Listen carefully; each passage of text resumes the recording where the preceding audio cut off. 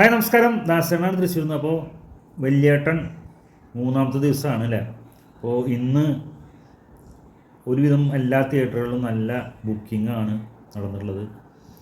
ഞായറാഴ്ച ധാരാളം ആൾക്കാർ സിനിമ കാണുന്നുണ്ടെന്ന് മനസ്സിലാക്കാൻ സാധിച്ചിട്ടുണ്ട്. അപ്പോൾ ഏകദേശം ഒരു ഇന്നത്തോടെയും കൂട്ടി കഴിഞ്ഞാൽ ഏകദേശം 60 ലക്ഷത്തിന് മുകളിൽ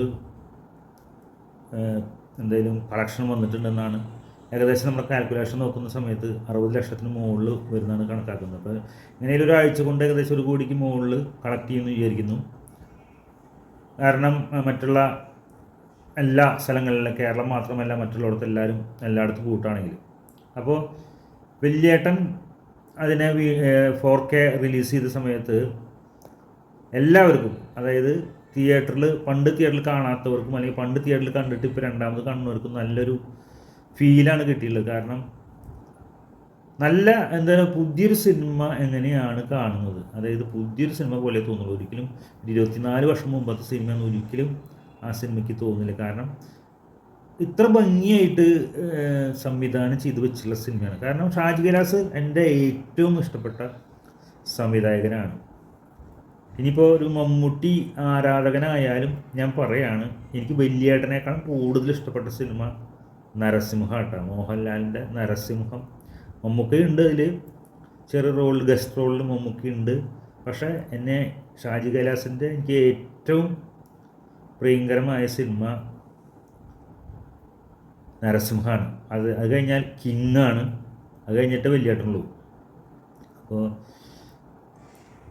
നരസിംഹം എന്ന സിനിമ ഇറങ്ങിയിട്ട് കുറച്ചൊക്കെ ആ സ്റ്റൈലിൽ തന്നെ ഒരു സിനിമ ചെയ്തതാണ് വലിയേട്ടൻ.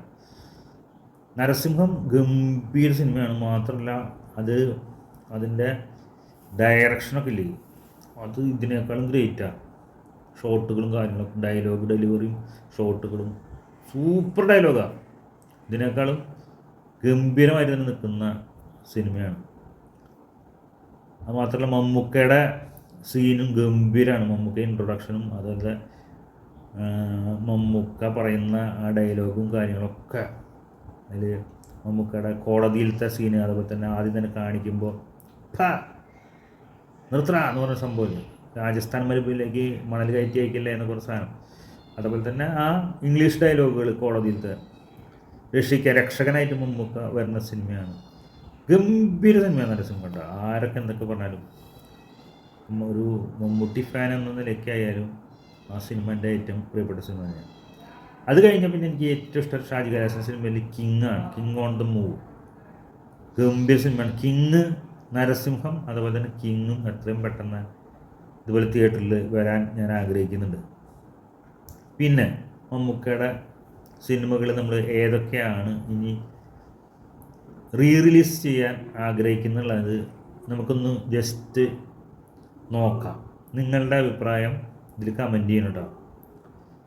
എനിക്ക് ഏറ്റവും ഇഷ്ടപ്പെട്ട സിനിമ, മമ്മൂക്കയുടെ ഏറ്റവും ഇഷ്ടപ്പെട്ട റിലീസ് ചെയ്യാൻ താല്പര്യപ്പെടുന്ന സിനിമ ഒന്നാം സ്ഥാനത്ത് അത് വരാൻ പോവുകയാണ്. അത് നമ്മൾ അറിയിച്ച് കഴിഞ്ഞിട്ടുണ്ട്. എന്തായാലും ജനുവരിയിൽ വരുന്നുണ്ട്. എന്തായാലും ഒരു വടക്കൻ വീരഗാഥ ഒരിക്കലും മടുപ്പില്ലാത്തൊരു സിനിമയാണ്. ഗംഭീരം എന്ന് പറഞ്ഞാൽ അന്നും ഇന്നും എന്നും അത്രയും ഗംഭീര സിനിമ എന്ന് പറഞ്ഞാൽ ഗംഭീര സിനിമയാണ്. അതേപോലെ തന്നെ